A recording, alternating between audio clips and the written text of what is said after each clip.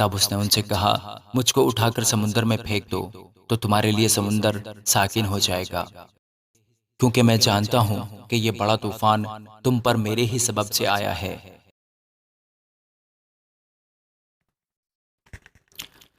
خداوند کے زندہ اور پاک کلام میں سے یونا، اس کا پہلا باب۔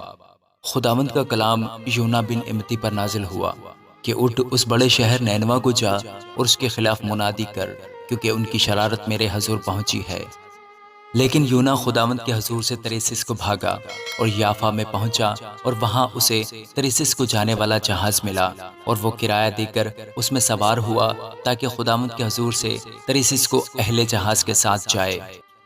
لیکن خداوند نے سمندر پر بڑی آندھی بھیجی، اور سمندر میں سخت طوفان برپا ہوا، اور اندیشہ تھا کہ جہاز تباہ ہو جائے۔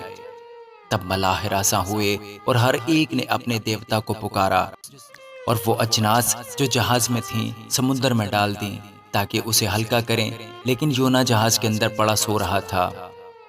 تب ناخدا اس کے پاس جا کر کہنے لگا، تو کیوں پڑا سو رہا ہے؟ اٹھ اپنے معبود کو پکار، شاید وہ ہم کو یاد کرے اور ہم ہلاک نہ ہوں۔ اور انہوں نے آپس میں کہا، آؤ ہم کرا ڈال کر دیکھیں کہ یہ آفت ہم پر کس کے سبب سے آئی۔ چنانچہ انہوں نے کرا ڈالا اور یونا کا نام نکلا۔ تب انہوں نے اسے کہا، تو ہم کو بتا کہ یہ آفت ہم پر کس کے سبب سے آئی ہے، تیرا کیا پیشہ ہے اور تو کہاں سے آیا ہے، تیرا وطن کہاں ہے اور تو کس قوم کا ہے؟ اس نے ان سے کہا، میں عبرانی ہوں اور خداوند آسمان کے خدا بحر و بر کے خالق سے ڈرتا ہوں۔ تب وہ خوف زدہ ہو کر اس سے کہنے لگے، تو نے یہ کیا کیا؟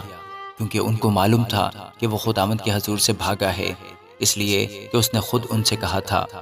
تب انہوں نے اس سے پوچھا، ہم تجھ سے کیا کریں کہ سمندر ہمارے لیے ساکن ہو جائے، کیونکہ سمندر زیادہ طوفانی ہوتا جاتا تھا۔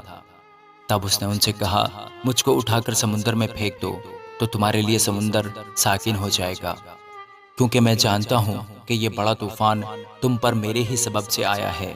تو بھی ملاحوں نے ڈانٹ چلانے میں بڑی محنت کی کہ کنارہ پر پہنچے، لیکن نہ پہنچ سکے، کیونکہ سمندر ان کے خلاف اور بھی زیادہ موجزن ہوتا جاتا تھا۔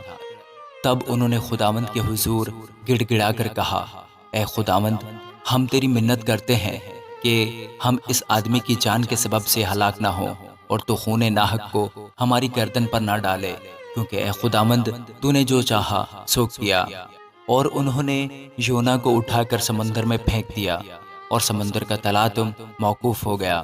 تب وہ خداوند سے بہت ڈر گئے، اور انہوں نے اس کے حضور قربانی گزرانی اور نذریں مانی، لیکن خداوند نے ایک بڑی مچھلی مقرر کر رکھی تھی کہ یونا کو نگل جائے، اور یونا 3 دن رات مچھلی کے پیٹ میں رہا۔ آمین۔